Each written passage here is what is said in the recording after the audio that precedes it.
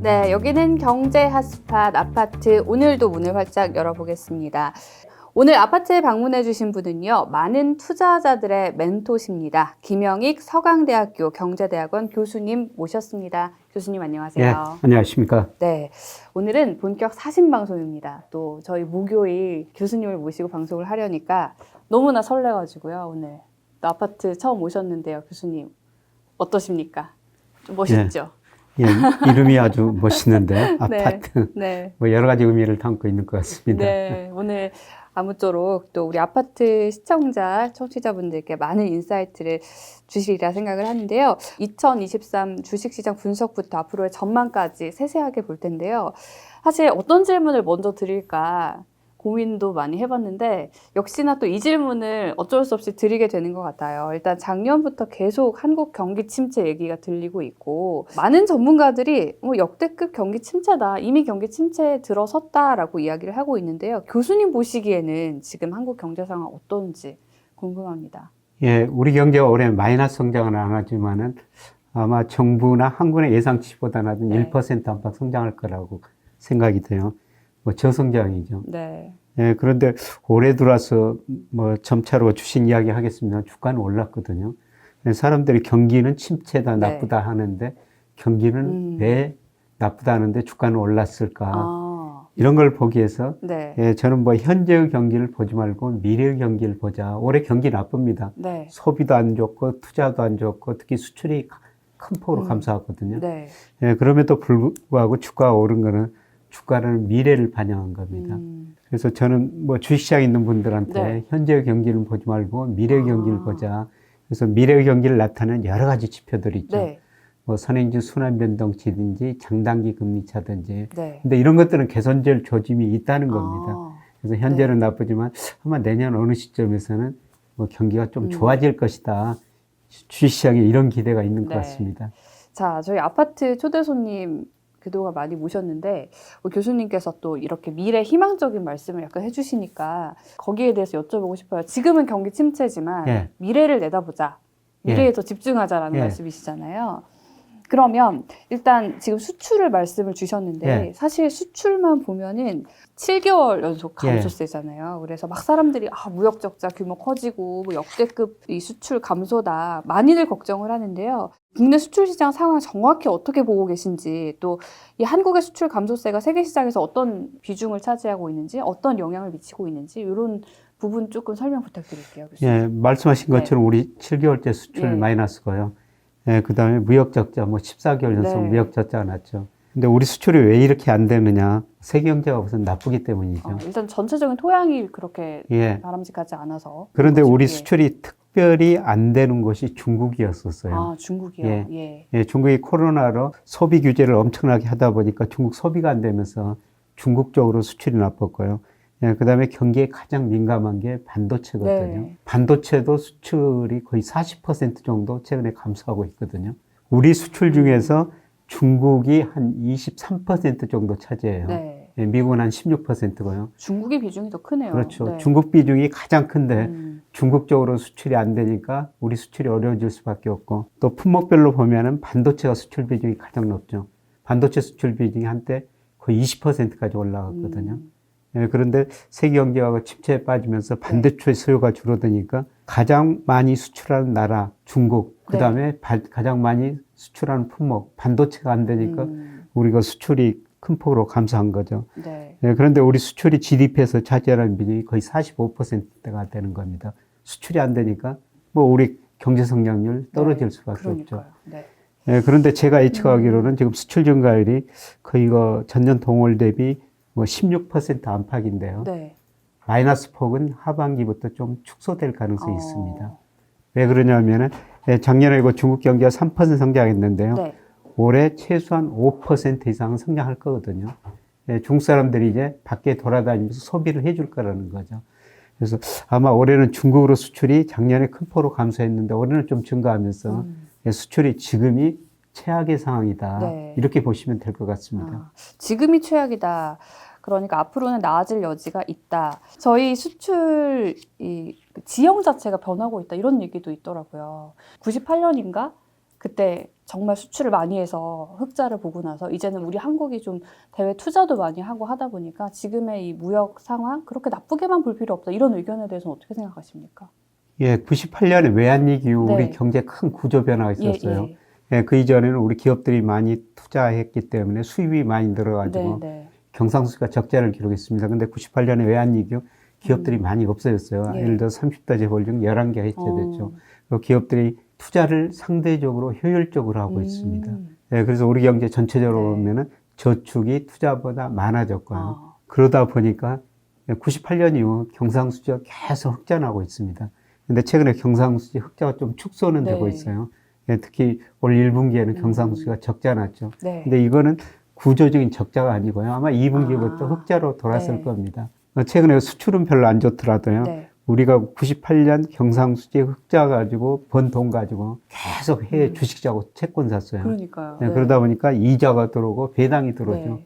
이런 것 때문에요. 아마 2분기 흑자 나고 올 연간 전체적으로 보더라도 최소한 100억 달러 이상은 흑자가 나게 될 겁니다. 이런 점들도 좀 짚어주셨으니까 그냥 헤드라인에 나오는 것만 보고 막 너무 걱정만 하진 않으셔도 될 것 같은데 그래도 저희가 지금 또 봐야 될 게 하나가 더 있습니다. 금리거든요. 예.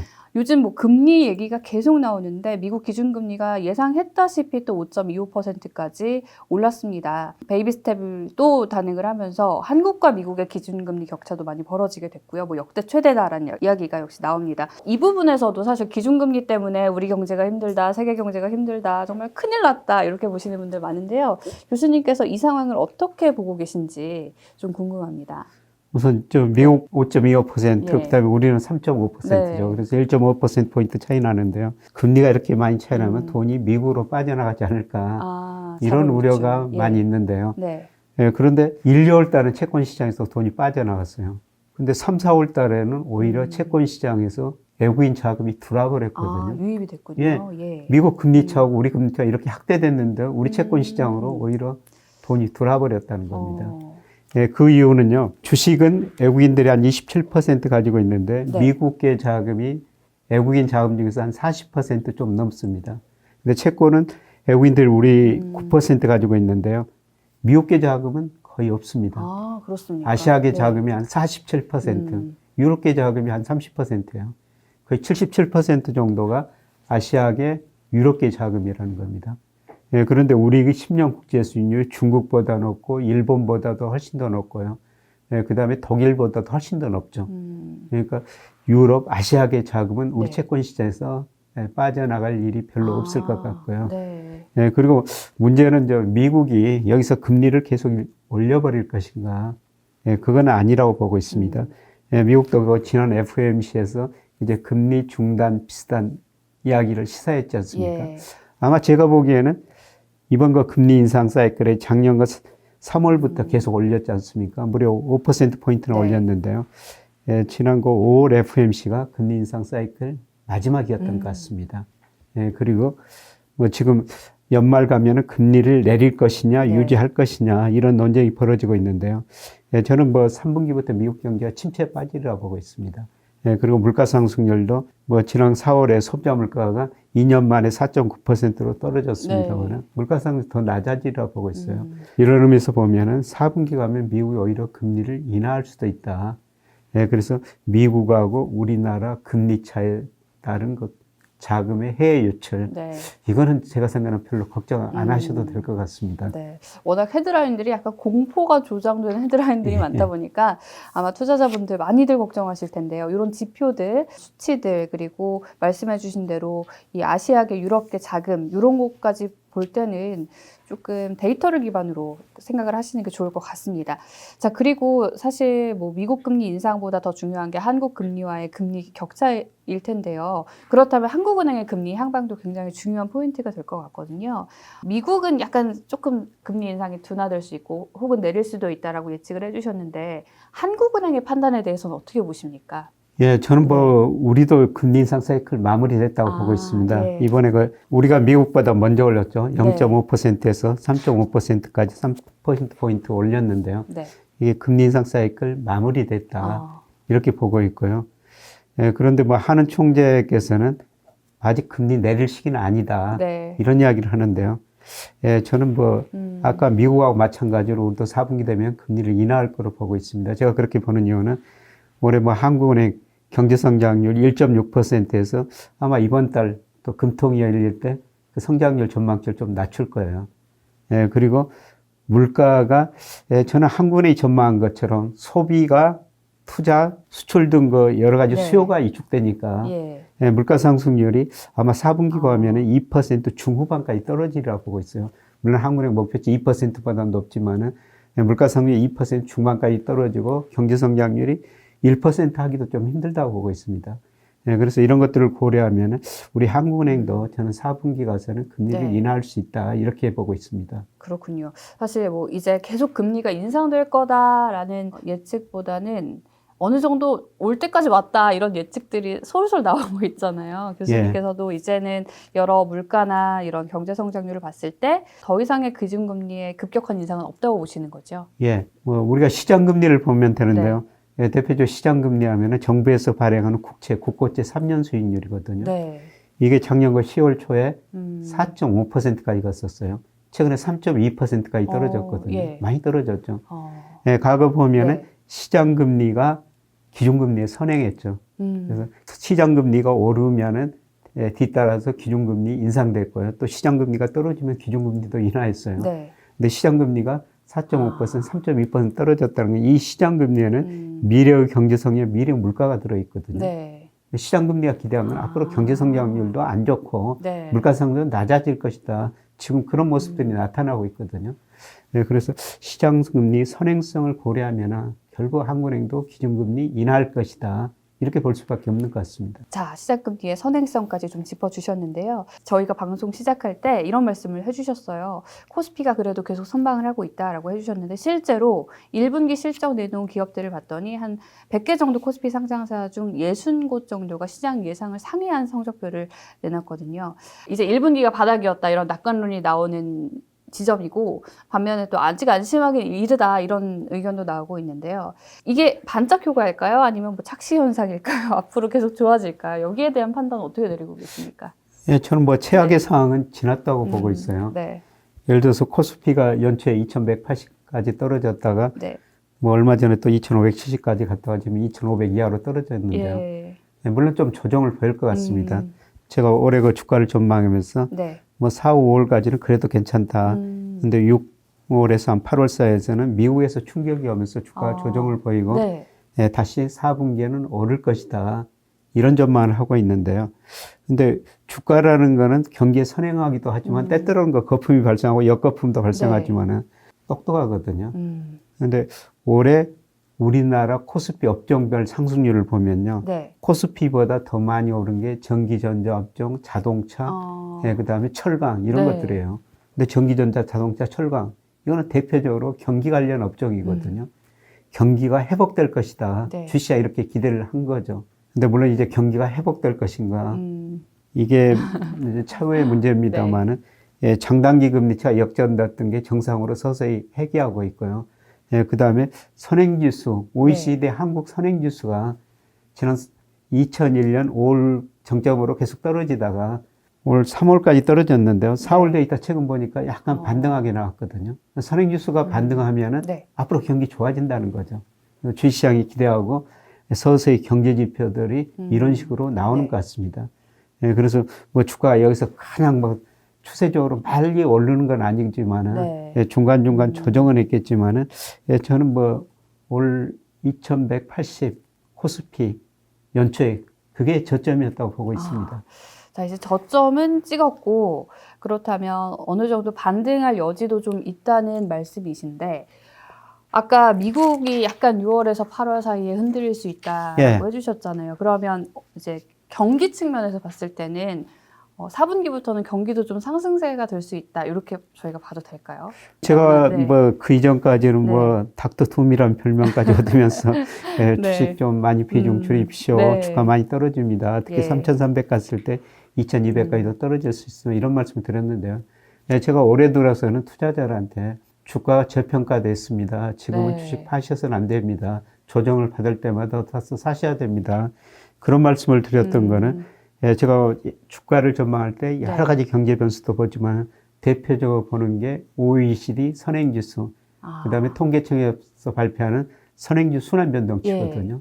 이게 경기의 선행하고 주가하고 거의 같이 움직여요. 근데 앞서 말씀드렸습니다만 OECD 선행지수가 2021년 5월을 정점으로 계속 떨어지다가 네. 지금 4월에 반등을 했고요.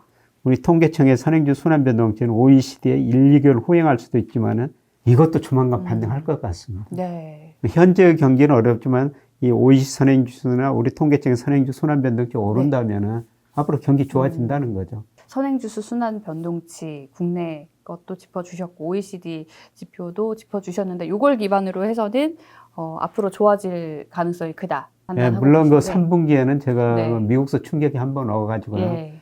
상당히 좀 조정을 보일 수가 있습니다. 네. 예, 지금 미국 고용 좋다, 소비 좋다 그러는데요. 예, 미국 가계가 돈을 너무 많이 써가지고 저축률이 굉장히 낮거든요. 네. 2007년 이후로 가장 낮아요.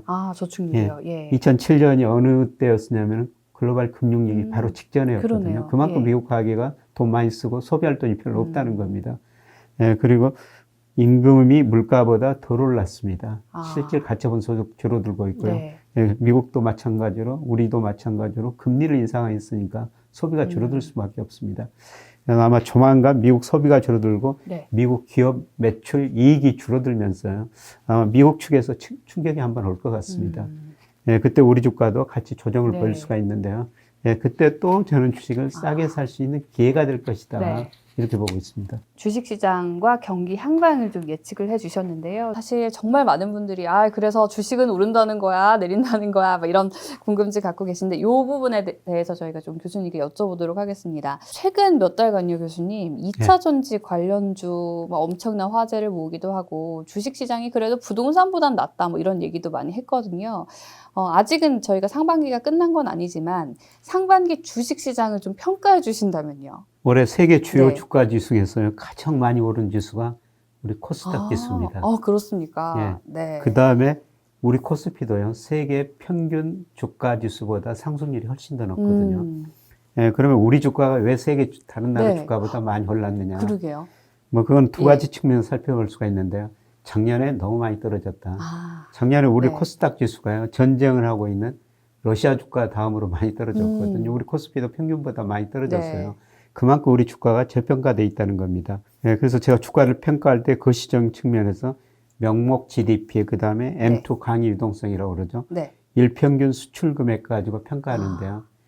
이걸 가지고 평가하니까 작년 말 기준으로 거의 20% 정도 우리 코스피가 저평가됐어요. 그래서 우리 주가 저평가됐기 때문에 올해 가장 빨리 오르는 거고요. 네, 저평가된 만큼 또 많이 따라왔군요. 예. 네. 네, 그 다음에 우리 경제가 세계 경제를 선도를 하거든요. 우리 경제를 보면 세계 경제의 흐름을 알 수가 있어요. 우리가 전 세계로 수출하기 때문에 그러는데요. 그래서 우리 경제를 뭐 세계 경제 풍향계다, 탄광 속의 카나리아다, 네. 이런 이야기가 할 정도로 우리 경제가 세계 경제에 선행하는데요. 경기 회복 기대를 주시장이 반영하고 있다는 거죠. 그래서 앞 시간에 말씀드렸습니다만은 올 상반기 보면은 업종별로 보면 많이 오른 게 뭐 2차 전지도 네. 많이 올랐지만은 자동차, 그 다음에 철강, 전기전자 이런 것들이거든요. 이게 다 경기 관련주라는 거죠. 그래서 주시장은 지금은 경기가 회복되지만은 네. 아마 올 4분기 내년 가서는 경기가 회복될 것이다. 주가가 저평가됐고 앞으로 경기가 회복될 것이다. 이런 기대를 갖고 우리 주가가 세계 주가 지수에서 가장 많이 올랐던 것 같습니다. 네. 자, 일단 2023년 지금까지는 그래도 워낙 저평가 국면이기도 했고 또 수출 비중이 높은 나라다 보니까 좀 세계 경제의 풍요한계 역할을 하면서 어떻게 보면 다시 올라온 건데요. 아까 잠깐 말씀드렸는데 사실 상반기 주식시장의 또 최고 화두 중 하나가 2차 전지 관련주였습니다. 저 같은 경우도 주위에서 친구들끼리 단톡방에서 야, 에코프로비엠 나만 없냐 뭐 이런 얘기도 하고 그랬었는데 사실 2차 전지도 관련 종목이 굉장히 많잖아요, 교수님. 교수님께서 지금 좀 좋아질 수 있다라는 말씀을 해주시면 아마 그럼 2차 전지를 이제라도 담아볼까 생각하시는 분들 계실 것 같아요. 혹시 2차 전지 전망을 좀 주실 수 있을까요? 네, 그것도 뭐 네. 단기, 장기로 네. 좀 나눠서 봐야 될 텐데요. 네. 뭐 저도 그 말씀하시는 그런 종목 샀었어요. 네, 그래서 상당한 과거형이신 수익을 것 냈었습니다만, 네. 네, 지금은 그 비중을 많이 줄여놨습니다. 네. 물론 그 중기적으로 보면은 예. 2차 전지 성장 산업이죠. 지금 세계 전기차 시장 침투율이 평균이 이제 10%간 넘었거든요. 네. 90%가 남아있다는 겁니다. 그러네요. 그러니까 장기적으로 성장인데요. 그럼에도 불구하고 이 장기적으로 성장하는데 추세라는 게 있죠. 이 추세에서 최근에 주가가 너무 많이 오르다 보니까 네. 추세에서 많이 벗어났다는 겁니다. 그래서 어느 정도 네. 추세에 접근하는 과정이 필요하거든요. 지금 그 과정이 진행되고 있는 것 같습니다. 그래서 앞 시간에 제가 아마 미국 지역에서 충격이 와가지고 조만간 한번 미국 주가 떨어지고 예. 우리 주가도 좀 조정을 보일 것이다. 이런 말씀을 네. 드렸습니다만은 저는 그때 2차 전지 다시 사셔도 된다고 보고 있습니다. 네. 좀 조정을 받을 때 예. 장기적인 국면으로는 어차피 우상향을 그릴 테니 그렇죠. 조정 때 조금 쌀 때 예, 사는 쉽게 말씀드려 것이 아까 전기차가 앞으로 네. 전부 전기차로 가야 되는데 네. 이제 그러니까요. 90%가 남아있다는 예. 겁니다. 그렇군요. 사실 그런 걸 알면서도 망설이게 되는 게 네. 우리는 늘 이 근시안적인 사고로 앞을 바라보게 되니까인 것 같은데요. 투자를 혹시 생각하셨던 분들이라면 한번 판단에 참고해 보시면 좋겠습니다. 자, 그리고 2차 전지가 주목을 받으면서 이 반도체 예. 또 동시에 좀 주목을 받을 수밖에 없었던 게 워낙 반도체가 또 한국 수출을 주도하는 품목이니까 그렇겠죠. 하반기에는 반도체도 돌아올 거다. 집 나간 반도체 돌아올 거다라는 전망이 많던데요. 여기에 대해서도 좀 긍정적으로 보십니까, 교수님? 예, 저는 반도체 경기도 최악의 상황을 지나고 있다. 예. 이렇게 보고 있는데요. 뭐 저뿐만 아니라 최근에 KDI가 보고서를 하나 냈더라고요. 예. 예, 반도체 경기가 아마 2분기, 3분기가 저점일 것이다. 예, 이런 이야기를 했고요. 예, 그 다음에 일부 반도체 연구 관련자들은 올 4분기 가면은 반도체 수요가 공급을 넘어설 것이다. 좀 이런 가감한 전망이거든요. 예. 예, 이런 전망을 하는데 어떻든 선행지수로 보면요. 네. 우리 선행지수가 세계 선행지수에서 선행하거든요. 2021년 5월부터 떨어지다가 네. 지난 3월까지 계속 떨어졌어요. 근데 예. 4월에 지금 반등했습니다. 예. 이게 일시적인 반등인지 추세적인 반등인지 좀 몇 개월 좀 기다려 봐야 돼요. 그러면 조금 저는 더 추세적인 봐야겠군요. 반등으로 돌아섰다. 네. 그렇게 보고 있고요. 이게 선행지수가 증가하면 시간을 두고 경기가 회복되거든요. 네. 네, 그래서 내년에는 저는 세계 경제가 뭐 굉장히 높은 성장을 하지는 않더라도 올해보다는 높은 성장할 거라고 보고 있어요. 네. 네, 특히 중국 경제가 그래도 5% 안팎 성장하리라고 보고 있습니다. 우리 반도체 수출 중 40% 이상이 중국으로 가거든요. 그래서 중국 쪽에도 수요가 어느 정도 늘어나면서 반도체 경기는 거의 저점에 도달하고 네. 서서히 올라갈 것이다. 이렇게 지금 보고 있습니다. 네. 아무래도 반도체의 경우, 수출의 경우 중국의 영향을 많이 받는데 중국 경제도 좀 리오프닝 이후 되살아날 가능성이 크기 때문에 전망을 조금 그래도 좋게 보고 계신 것 같은데요. 사실 반도체 하면 거의 공식처럼 따라오는 기업이 있죠. 삼성전자입니다. 전 국민이 삼성전자 주주니까 저도 사실 주주거든요.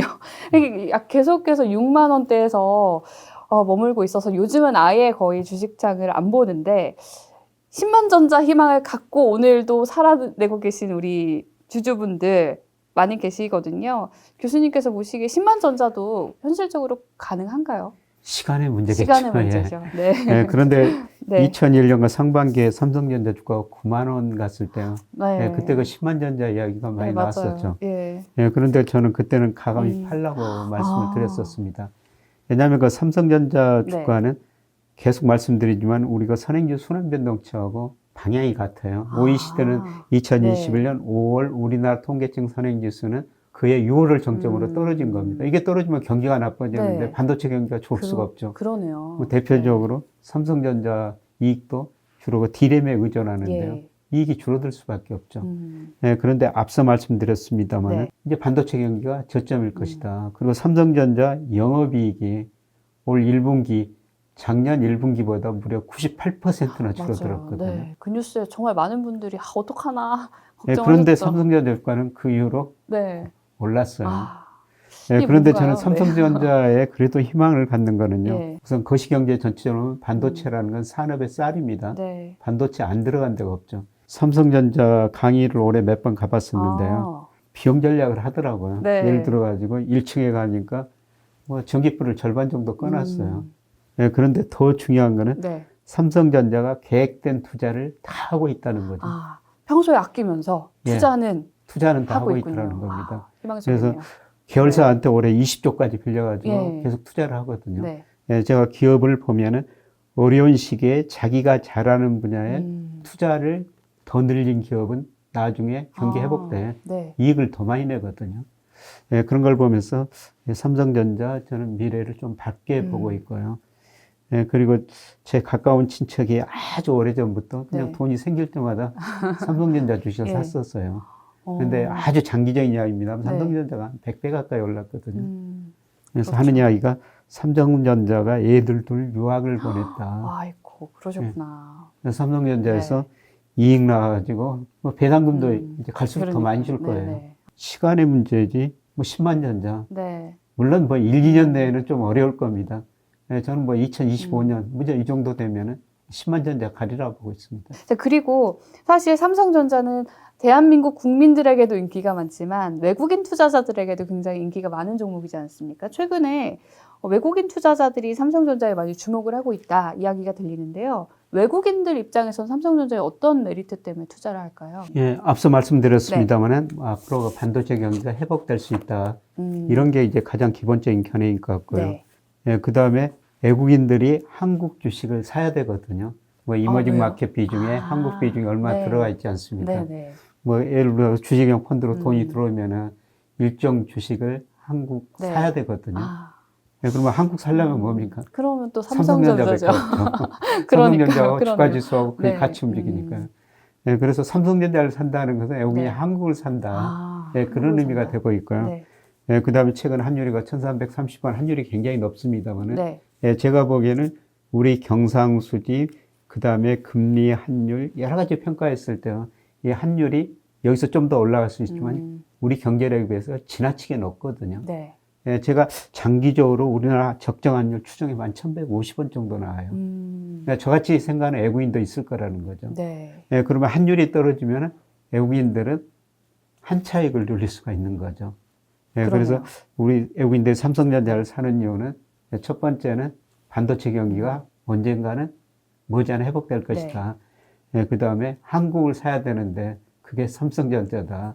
그 다음에 여기까지 환율까지 떨어지면 네. 또 한 차익까지 누릴 수 있다. 그러네요. 뭐 이런 기대들이 네. 많이 작용하고 있는 것 같습니다. 네, 외국인 투자자들이 삼성전자 투자에 나서는 이유 명쾌하게 정리를 해주셨습니다.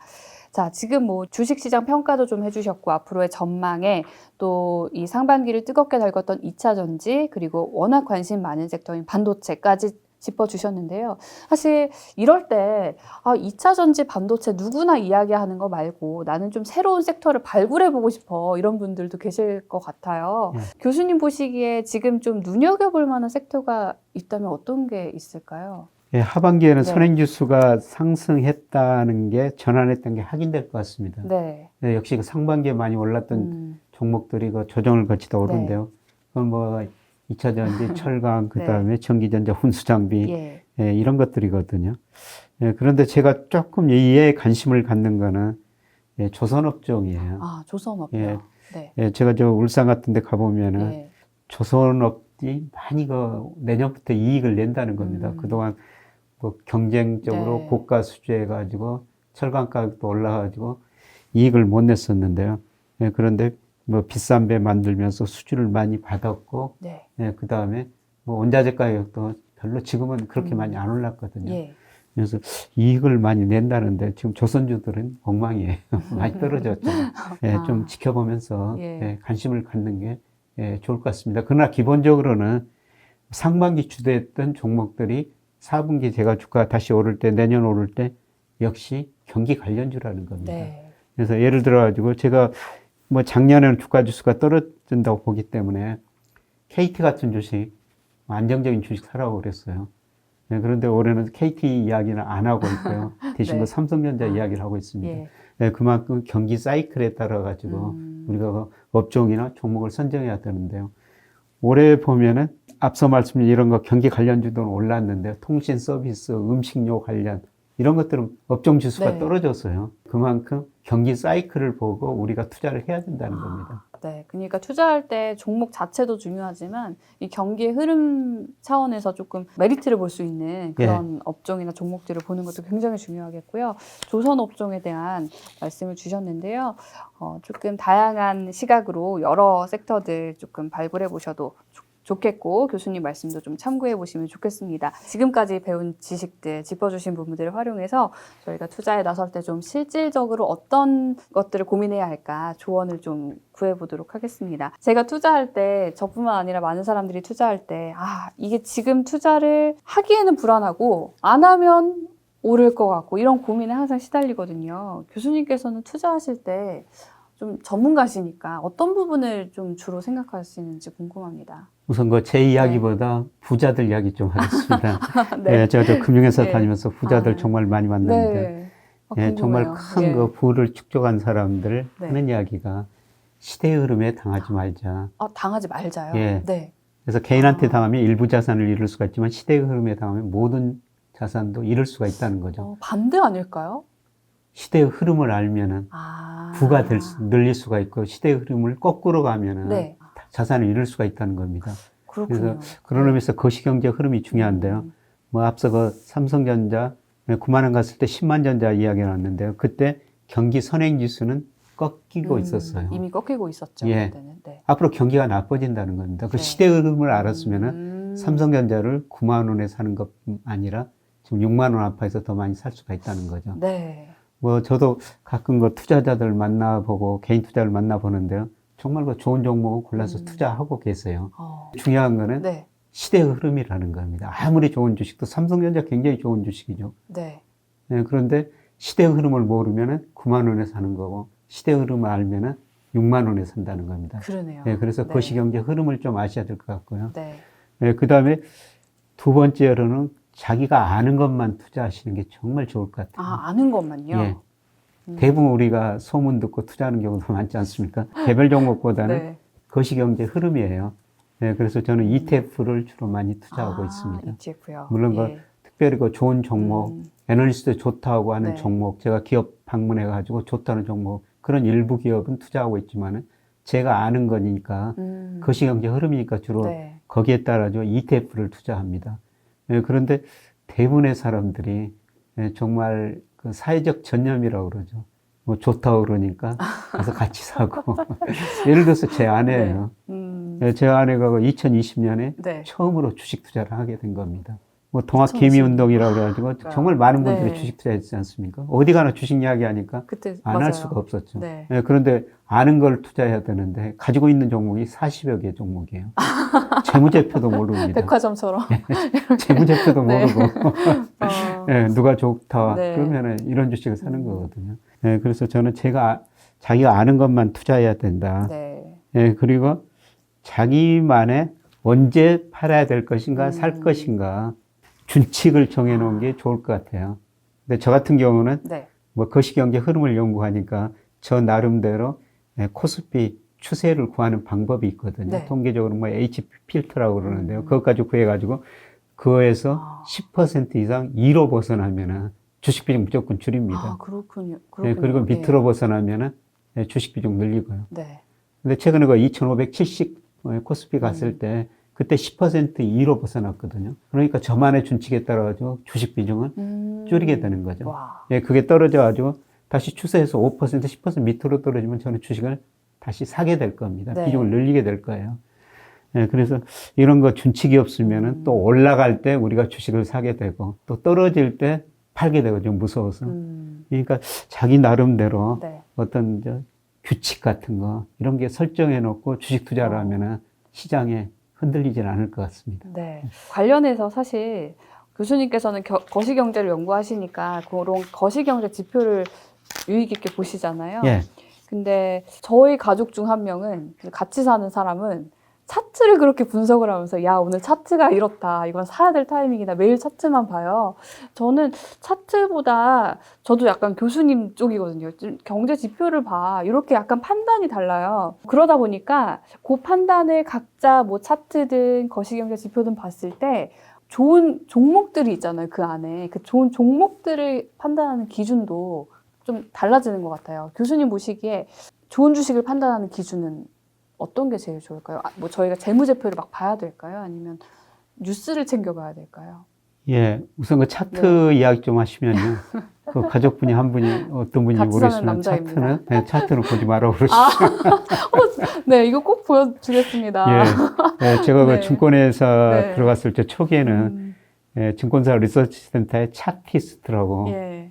차트를 보고 아. 주가를 전망하고 네. 종목을 선정하는 분들이 계셨거든요. 네. 지금 증권사 아. 리서치 센터 가면요, 차티스트 한 명도 없습니다. 아, 그렇군요. 그만큼 네. 의미가 없어졌다는 거죠. 예, 물론 뭐 차트에서 좀 뭐 좋은 네. 종목을 골라낼 수도 있고 네. 뭐 그거는 뭐 소수의 아마 능력 있는 분이라고 생각하는데요. 차트는 저는 의미가 없다고 생각합니다. 예, 저는 차트는 보기는 보는데요. 네. 참고 자료죠, 그냥. 참고 자료를 보고 네. 일별, 월별 자료는 안 봅니다. 아. 일, 월 차트는 안 보고요. 네. 연 차트만 아, 보거든요. 연 차트만 좀. 예, 기울여- 장기적으로 네. 연 차트가 저점 고점이 계속 올라가는 건가? 네. 그거는 성장 기업이라는 거죠. 아, 추세를 판단하는데 참고하시는 예, 그렇습니다. 거죠? 네. 그래서 차트보다는 뭐 장기 추세를 봐야 네. 된다는 거죠. 예, 연 차트를 본다는 것은 기업의 성장 가능성을 아, 본다는 겁니다. 그러네요. 그러면 좀 장기 투자를 할 수가 있어요. 그래서 제 주위에 네. 뭐 돈 많이 번 사람들 대표적으로 그 박영욱 시골 예. 대표 시골 농부 투자자라고 있지 않습니까? 네. 그 친구가 제 증권사에 입사 동기인데요. 아. 장기 투자하죠. 그래서 돈을 엄청 벌었지 않습니까? 네. 그래서 차트는 조금 참고만 하시고요. 네. 예, 정말 저 기업 애널리스트들이 분석하는 재무제표. 예, 재무제표는 근데 현재만 나와 있어요. 재무제표를 보고 미래를 봐야 되죠. 네. 그 미래가 미래를 중요하죠. 보기 위해서는 산업 추이를 알아야 되고요.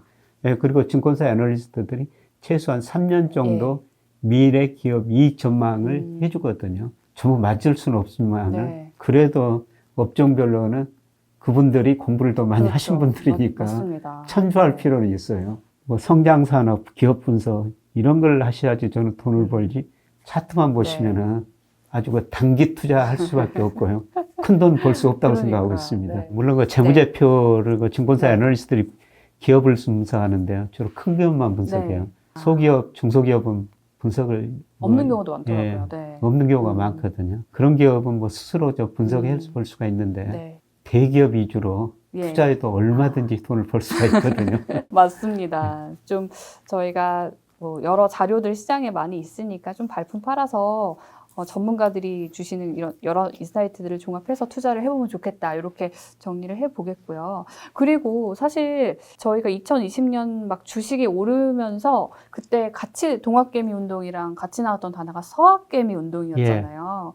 미국 주식 투자가 붐이 확 일었고 지금도 그래서 해외 주식 많이 보시는 분들 계신데 저도 그래서 얼마 전에 미국 주식을 한 번도 안 보다가 테슬라 한 주를 딱 사봤어요. 예. 근데 제가 산 이후로 계속 떨어지더라고요. 어쨌든 미국 주식 시장에 대한 교수님의 평가는 어떠신지요? 예, 저는 앞으로 10년은 미국보다는 우리나라 주식이 아. 더 좋으리라고 보고 있거든요. 네. 이게 10년 단위로 사이클이 있어요. 예를 들어 1980년에서 89년 10년간은 네. 우리 주가가 미국 주가보다 우리 코스피가 S&P 500보다 거의 2배 올랐어요. 그래서 1990년에서 99년까지는 네. 미국 주가가 많이 올랐죠. 2000년에서 2009년까지는 뭐 중국이 성장하면서 우리 주가가 많이 올랐고요. 근데 지난 10년은 미국 주가 우리 주가보다 더 많이 올랐어요. 그래서 저 젊은 분들은 최근 그 10년간 미국 주가 오른 것만 보셔가지고 뭐 저 미주 네. 미국 주식에 미쳐라 그다음에 네. 국장 떠나가지고 미장으로 가자. 네. 예, 이런 이야기도 밤에 나오고 잠도 안 자고. 있습니다. 네. 저는 앞으로 10년은 미국보다는 네. 우리 주식이라고 생각하고 있고요. 미국 경제 대내 불균형이 너무 심화돼가지고 예. 미국 경제 앞으로 10년간 과거보다 낮은 성장을 할 수밖에 없습니다. 예, 그리고 아직도 과대평가됐어요. 네. 그럼 미국 주가가 좋냐, 우리 주가가 좋냐, 그걸 결정하는 가장 중요한 요소가 달러 지수거든요. 예, 네. 달러 지수가 강할 때, 달러 가치가 오를 때는 미국 주가가 좋았고요. 달러 가치가 하락할 때는 우리 주가가 더 좋았습니다. 근데 달러 지수가 작년 뭐 선진국 통화일 지수에서 작년 10월 초에 네. 114까지 갔죠. 근데 네. 지금 101 안팎, 아, 좀 뭐 많이 10% 안팎 떨어졌네요. 떨어졌는데요. 예, 저는 미국 정부 부채가 너무 많고 그 다음에 대부채가 너무 많아요. 이걸 해소하기 위해서는 장기적으로 달러 가치가 하락할 수밖에 없다. 예, 그래서 앞으로 10년은 미국 주식도 물론 하시기는 하셔야 되는데 네. 예, 우리 주식을 상대적으로 더 늘려야 하고요. 아까 그 테슬라 말씀하셨습니다만은 테슬라보다 장기적으로 더 좋은 주식이 마이크로소프트라는 주식이에요. 아, 요즘 뭐 인공지능과 함께 막 붐을 일으키고 있는 예. 기업이죠. 근데 그 네. 기업이요, 2000년 IT 거품 붕괴되고 네. 제자리 올 때까지 10년이나 걸렸습니다. 10년이나 걸렸네요. 예. 그런데 아. 최근에 뭐 개별 종목은 네. 좀 다르지만 미국 주가 지수가 그만큼 미국 경제력에 가대평가되어 있습니다. 네. 그래서 저는 앞으로 10년은 뭐 미국도 하셔야 되겠지만 미국 비중은 좀 많이 줄이시고 네. 우리 비중도 늘리시고요. 차라리 미국 비중 하시려면 중국 비중을 더 늘리시는 게 나을 것 같습니다. 그러니까 항상 좀 남의 떡이 커 보이지 않습니까, 예. 교수님? 뭔가 미국 주식 사놓으면 더 오를 것 같고 한데 우리 증시, 한국 주식도 충분히 매력적이다. 예, 이렇게 그렇습니다. 정리를 예. 해주셨습니다. 자, 오늘 정말 뭐 여러 가지 질문 드리고 싶은 게 많지만 또 마지막 질문까지 왔네요. 이 질문은 참 역시나 또 이게 제가 제 얘기를 안 할 수 없는 게 저희가 근로소득으로 아직 많이 살고 있는 그냥 서민이잖아요. 저도 예. 그렇고. 그러다 보니까 매월 들어오는 근로소득을 저는 저축을 하자는 주의고 최근에는 예. 또 같이 사는 사람은 자꾸 이거를 100% 지금 리스크 있게 투자를 해야 된다. 예. 주식을 사거나 코인을 사야 된다. 예. 이게 갈리거든요. 저는 10%만 이 주식이나 코인에 투자하자는 주의거든요. 교수님께서는 주식 전문가로서 이런 저의 판단을 어떻게 보시는지 궁금합니다. 우리 경제가 네. 구조적으로 이제 저성장, 저금리 시대 접어들 거예요. 예. 최근 금리가 올랐으면 다시 떨어질 겁니다. 예를 들어가지고 지금 은행 이자가 5% 갔다가 예. 지금 3.5% 떨어졌다가 2, 3년 지나면 다시 1%로 떨어질 거예요. 네. 예, 그러면 1억 원을 예금했다면은 금리가 1% 시대 되면은 한 달 이자가 10만 원 정도밖에 안 되거든요. 암울하네요. 네. 그래서 일을 하면서 예. 근로소득 얻어야 된다는 거죠. 예를 들어서 한 달에 일해가지고 300만 원을 벌면요. 30억 금융자산 가지고 있는 거나 똑같은 시대가 올 겁니다. 네. 우선 이런 시대에는 네. 우리가 일하면서 근로소득 얻는 게 정말 중요하고요. 근로소득이 중요하다. 예. 네. 예, 그리고 7.2법칙이라는 게 있습니다. 이 7.2법칙이라는 게 뭐냐면은 은행에 복리로 예금했을 때 금리가 몇 %고 그 다음에 몇 년 지나지 원금이 네. 2배가 되느냐 그건데요. 예를 들어서 제가 네. 우리 MC님 나이 때는 금리가 9% 정도 되는 시대도 있거든요. 네. 뭐 72를 9로 나누면은 8년 지나면은 은행에 복리로 예금했을 때 원금이 2배가 되는 거예요. 네. 8년. 근데 몇 년 지나면 금리가 다시 1%로 떨어질 겁니다. 네. 원금이 2배가 되려면은 72년이나 걸려요. 너무 오래 걸리는데요. 그러니까 우리가 주식 투자를 되겠네요. 할 수밖에 없습니다. 그래서 우선 근로소득 해가지고 돈을 벌면서요. 주식 투자를 꼭 해야 됩니다. 네. 하긴 해야 된다. 예. 네. 그래서 저는 젊은 분일수록 뭐 멀리 내다보고 주식 투자를 오래 하셔야 된다고 생각하고 있어요. 예. 그래서 뭐 20대는 20살이라면 100 빼기 20, 80%. 그 정도는 저는 해야 된다고 생각하고 네. 있어요. 그리고 뭐 40대는 한 60%. 네. 뭐 저같이 60대는 뭐 줄여야 되겠죠. 아. 그런데 젊은 사람들은 주식 투자를 많이 해야 되는데요. 그런데 좀 멀리 내다보고 네. 분산 투자를 해야 된다는 겁니다. 분산 제가 투자. 얼마 예. 전에 두 증권에서 데이터를 한번 분석해 네. 보니까요. 뭐 주가 상승 국면이었습니다만 20, 30대 수익률이 제일 낮아요. 낮아요. 예. 왜 왜 그러는지 제가 분석해 보니까요. 네. 20, 30대는 투자 금액이 적지 않습니까? 그렇죠. 투자 금액이 적으니까 빨리 돈을 늘려야 되겠다. 이런 생각이 앞서가지고 신용융자, 아이고. 증권에서 돈을 빌려가지고 네. 주식을 삽니다. 근데 신용이자 굉장히 비싸거든요. 그러니까요. 네. 그 다음에 소수 종목에 집중 투자하는 경향이 있어요. 그 종목이 맞으면은 돈을 많이 벌죠. 몰빵이다. 몰빵이죠. 그런데 가자 이러면서. 틀릴 네, 경우도 많죠. 그러니까. 그럼 돈이 없어지는 거예요. 아. 그래서 제가 얼마 전에 네. 좀 멀리 내다보고 투자하자. 그리고 분산 투자하자. 이런 이야기 했더니 한 젊은 분께서 네. 계란이 하나밖에 없는데 어떻게 여러 바구니에 남아 담을 수 있습니까? 이런 질문을 하셔가지고 저도 네. 농담으로 뭐 그 계란 메추리알로 바꾸세요. 분산 투자 해야 됩니다. 네. 종목 좀 최소한 5개 그렇군요. 이상은 해야 되거든요. 네. 주식 투자 자체를 이렇게 소극적으로 한다기보다는 분산 투자 원칙을 지키고 좀 근로소득도 적당히 안정적으로 벌어가면서 그렇게 조화롭게 나아가야겠네요. 제가 근로소득 중요했습니다. 예. 주식에서 한 달에 300만 원 벌기는 굉장히 어렵죠. 힘듭니다. 네. 그런데 회사 들어가서 300만 원 버는 거는 주식에서 버는 것보다 훨씬 더 네. 쉬워요. 좀 스트레스는 받지만 네, 스트레스는 네. 받지만. 그래도 따박따박 예. 꽂히는 월급의 위안을 받으면서 그리고 돈 주식 돈으로 투자하고. 투자하려면은 원금이 있어야 되지 그러니까요. 않습니까? 그 원금을 근로소득으로 네, 마련해야 된다는 그러네요. 겁니다. 네, 예. 그러니까 막 일확천금 노리고 막 다 땡겨다가 빚까지 얻어가면서 주식 투자하기보다는 그냥 좀 부작용 없이 우리 삶 속에서 주식 투자에 많은 관심 가지고 하면 되겠네요. 그래서 대표적으로 네. 제가 아까 박영옥 대표 제 예. 증권회사 입사 동기라고 말씀드렸습니다만은 뭐 제가 그 친구 오랫동안 지켜봤기 네. 때문에 잘 아는데요. 정말 어렵게 공부했어요. 아. 그래서 돈이 없어서 대학 다닐 때도 여러 어려운 아르바이트도 하면서 뭐 등록금도 마련하고 네네. 용돈도 마련하고 그 돈을 월급으로 모은 겁니다. 아. 월급 가지고 시작한 거예요. 와, 존경스럽네요, 네. 진짜. 그래서 지금 네. 수천억 네. 네, 모은 거죠. 가끔 이제 소주 한 잔도 하시나요? 예. 그럼 맛있는 거 많이 사주시나요? 근데 돈을 잘 안 써요. 아, 네. 네, 그렇게 멀리 네. 내다보고 그렇게 투자하면은 네. 부자가 될 수밖에 없고 아. 아까 말씀드렸습니다만은 앞으로 금리 더 떨어질 수밖에 없다는 네. 겁니다. 그래서 우선 일하면서 월급 받아가지고 네. 그 돈으로 주식 투자 하셔야 네. 된다는 겁니다. 그러니까 사실 지금 단기적으로는 기준금리가 계속 오른다 하니까 사람들이 아, 주식이고 코인이고 안 되고 저금하자 이러는데 조금 긴 관점에서 보면 금리가 또 떨어질 수 예, 있고. 이미 떨어지기 시작했습니다. 아, 네. 자, 오늘 또 교수님께서 여러 가지 투자와 인생 전반에 도움되는 조언까지 해주시다 보니까 이렇게 시간이 또 보내드릴 시간이 왔는데요. 우리 교수님께서 우리 아파트 구독자, 청취자분들께 마지막으로 한 말씀 해주신다면요. 네. 젊은 분일수록 멀리 내다보고 네. 투자하셔야 된다. 예, 그리고 저는 금융 민주주의라는 단어를 굉장히 좋아하거든요. 예. 어떤 이거는 저 뜻이죠? 에일대 로버트 실러 교수가 만든 단어인데요. 네. 금융으로 모든 국민이 부자가 돼야 된다는 겁니다. 막 가슴이 뭉클한데요? 그러려면 네. 공부를 하셔야 돼요. 근데 우리 저 학교에서 네. 금융 공부, 특히 주식 공부는 안 가르쳐 주죠. 맞아요.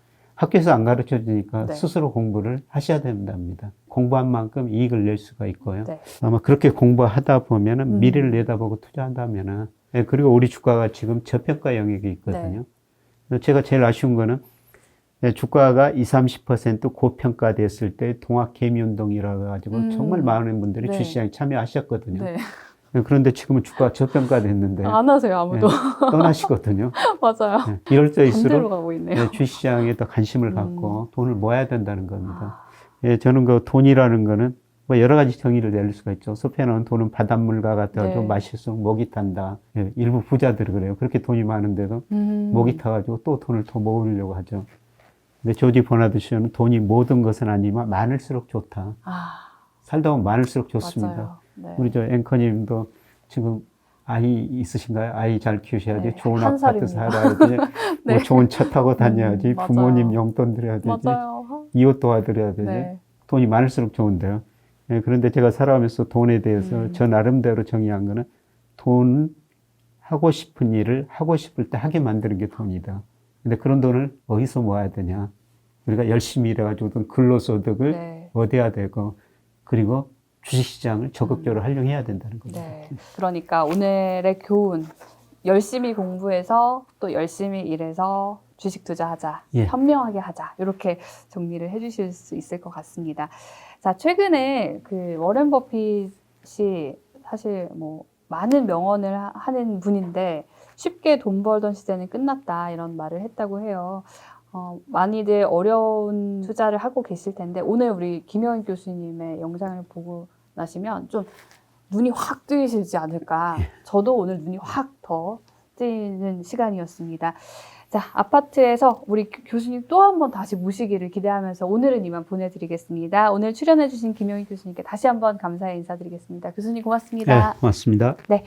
자, 오늘 김영희 교수님과 함께한 아파트 여기서 마무리하겠습니다. 저는 경제 크리에이터 신지은이었습니다. 고맙습니다.